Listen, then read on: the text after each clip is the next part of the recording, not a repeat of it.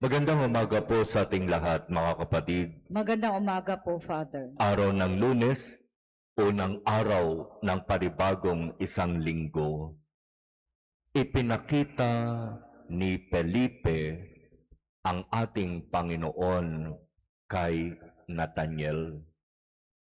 Ang agad na sinabi, may magmumula bang mabuti sa Nazareth? Kahapon, pinagnilayan natin ang Ebanghelyo kung saan tinatanong ni Jesus ang mga alagad, sino ako ayon sa mga tao? At pangalawang tanong, sino ako para sa iyo? At ngayon, sa ating Ebanghelyo, isang malinaw na sagot ang ibinigay ni Nathaniel. Sino ka para sa akin? Bakit may magmumula bang mabuti sa Nazareth? Para kay Nathaniel, hindi pa man niya lubos na kilala si Jesus, nagbitaw na siya ng hindi magandang salita. May magmumula bang mabuti sa Nazareth? Pero ano ang sabi ni Felipe? Teka muna, bago ka magbitaw ng ganyang salita, halika at tignan mo muna. Bago tayo humusga sa isang tao, siguraduhin muna natin na talagang kilala natin ang tao at alam natin ang kanyang pinagdaraanan. Halika, tingnan mo. At nung lumapit sila kay Jesus, sinabi ni Jesus kay Nathaniel, masdan ninyo ang isang tunay na Israelita. Hindi siya mandaraya. At nagtaka si Nathaniel, paano ninyo ako nakilala? Ngayon lamang tayo nagkita. Ibahin natin si Jesus.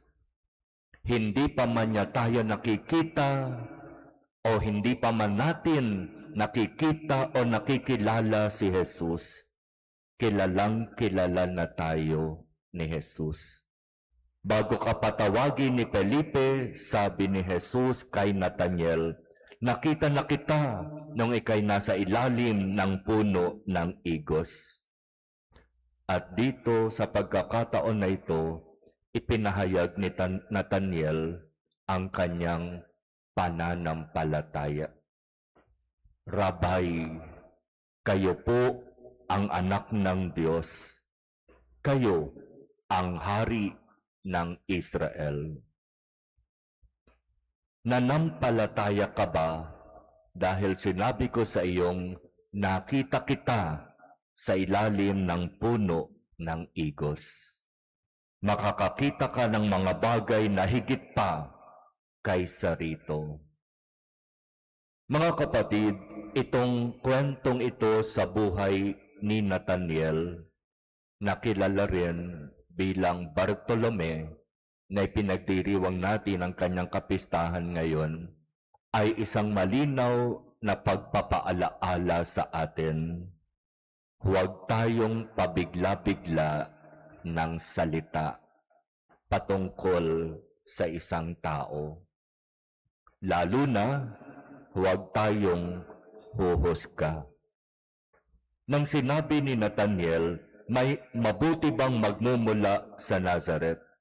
Sa totoo, hindi niya kilala, hindi niya nakikita, at hindi pa niya nakakausap ng personal si Jesus. Pero agad nagbitaw na siya ng hindi magandang salita. Kaya naman, pinatunayan ni Jesus sa kanya, maling-mali ka sa iyong sinabi. Hinatulan mo na agad ako kahit hindi mo pa ako nakikita o nakikilala.